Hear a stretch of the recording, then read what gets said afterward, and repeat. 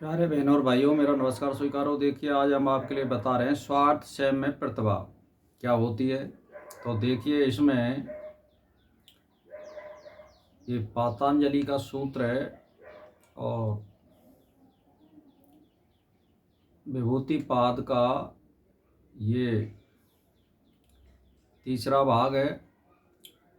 तो इस 33वें सूत्र में स्वयं प्रतिभा के बारे में बताया गया है कि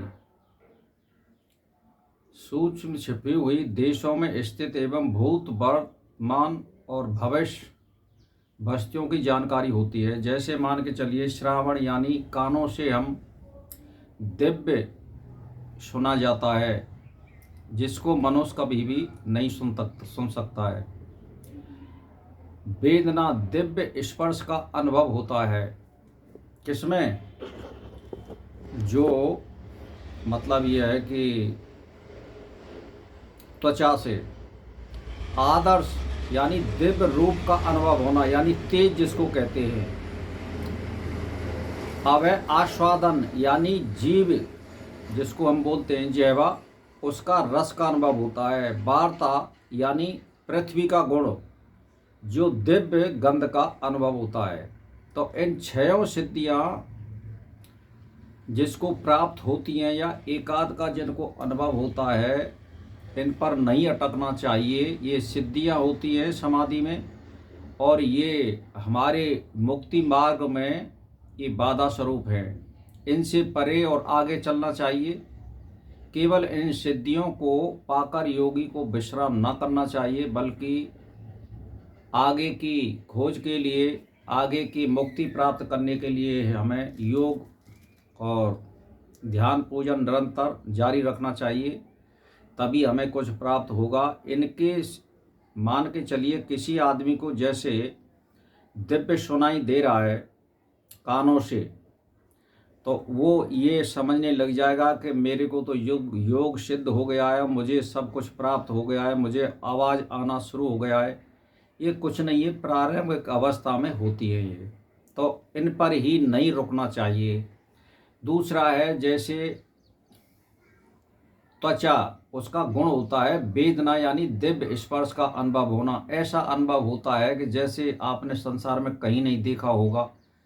तो उससे भी परे चलना चाहिए हमें। तेज, इसका रूप का अनुभव होता है। ऐसे रूप देखते हैं जैसे आप कहीं भी किसी को नहीं देख सकते, तो यहाँ पर भी नहीं रुकना चाहिए। आस्वादन यानी जल का गुण है। दिव्य रस यानी जीव में ऐसी मिठास आती है, ऐसे फलों का मिठास आ जाता है ऑटोमेटिकली कि हमने कहीं नहीं देखा होगा। वार्ता यानी दिव्य गंध का अनुभव, यानी पृथ्वी का गुण है। तो हमें ऐसी ऐसी सुगंध आती हैं नाक के द्वारा कि जिनको हमने कहीं नहीं देखा है, और ऐसी सुगंध हम ऑटोमेटिकली अपने शरीर में से सूंघ सकते हैं। तो ये सिद्धियों के लक्षण हैं। ये आती हैं योगी को, लेकिन इन पर रुकना नहीं चाहिए। ये अंतराय होते हैं, ये बाधाएं होती हैं। तो मेरा कहने का मतलब ये है कि दीर्घकाल और निरंतर योग करते रहना चाहिए, इसी पर रुकना नहीं चाहिए। अगर आप रुक जाएंगे और इनके चक्कर में पड़ जाओगे, तो आप संसार में दोबारा फिर विलीन हो जाओगे और परमात्मा की प्राप्ति से भटक जाओगे। तो इसीलिए निरंतरता के लिए हमें परमात्मा के ध्यान और चिंतन में लगातार भजन पूजन करते रहना चाहिए। इन सिद्धियों के हमें चक्कर में नहीं पड़ना चाहिए कभी भी। अगर इनके चक्कर में पड़ोगे आप, तो कहने का मेरा मतलब ये, बहुत सी साधनाएं ऐसी होती हैं और अनेक मत मंत्रांतरों में ये बताया जा रहा है कि भाई हम तो आकाश तत्व को सुन रहे हैं, हमें आवाज़ आ रही हैं। ये सब अंतराय हैं, कुछ नहीं है। ये प्रारंभिक अवस्था में प्राप्त हो जाती है। और जिसको शुरुआत में 2-2, 3-3 घंटे का मंत्र जाप का, समाधि का जिनको अभ्यास हो गया है, और अच्छी तरह से भोजन का सेवन करके वो जो है समाधि 2-2, 3-3 घंटा में बैठ रहे हैं, मंत्र का जाप कर रहे हैं और अच्छी तरह से प्राणायाम कर रहे हैं, फिर उनको जो है तत्व उठना तो हो ही जाता है उसमें अभ्यास। लेकिन बाद में फिर वो है 15 मिनट में तत्व उठ जाता है और कुंडली ऊपर को चढ़ जाती है अभ्यास वाले के लिए। तो उसमें ज़्यादा टाइम नहीं लगता है। अंतिम अवस्था में, सन्यासी अवस्था में पहुंचने पर जिसने अभ्यास किया है अच्छा और उत्तम, उसको केवल 15 मिनट लगती है। 15 मिनट में कुंडली ऊर्ध्व गमन हो जाती है। तो ये हमें अभ्यास कराना है अपने आत्मा के प्रति, और चित्तवृत्ति निरोध हेतु हमें अभ्यास करना है रोजीना। अगर आप अभ्यास नहीं करोगे तो 1-2 महीने में वहीं के वहीं आ जाओगे, और फिर मन जो है लय को प्राप्त हो जाएगा, और मन लय को प्राप्त हो जाएगा तो संसार में आप फिर रमण करने लग जाओगे। इसीलिए अभ्यास करना बहुत जरूरी है। इसीलिए परमात्मा से ये मांगिए, सबसे उत्तम चीज़ ये है, हे परमात्मा मैं स्वस्थ और शरीर से चुस्त और दुरुस्त बना रहूं, जिससे मैं आपका भजन और पूजन निरंतर करता रहूं, और मुझे चलते फिरते ही आप ले जाइए, क्योंकि इसी में भलाई है।